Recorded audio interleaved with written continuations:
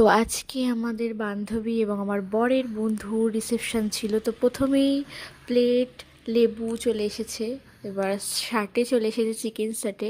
Chicken শার্টেটা খুব সুন্দর হয়েছে খেতে। তারপরে নানপুরি পড়ে গেল। তারপরে চানা মশলা, ও যা খেতে হয়েছিল না, দুর্দান্ত খেতে হয়েছিল। Tasty tasty. আমার ভিডিওটা দেখে কেমন লোভ লোভ লাগছে। তো তারপরে ভাত পড়ে গেছিলো। ও ভাতের সাথে ডাল, ভেজ ডাল। ও ভেজ ডালটা ভীষণই সুন্দর ছিল, ভীষণই ভীষণই সুন্দর ছিল। তো ঝুরি আলু ভাজা দিয়ে খেতে তো খুবই ভালো লাগছিলো। দেখো ঝুরি আলু ভাজাও দিয়ে দিয়েছে।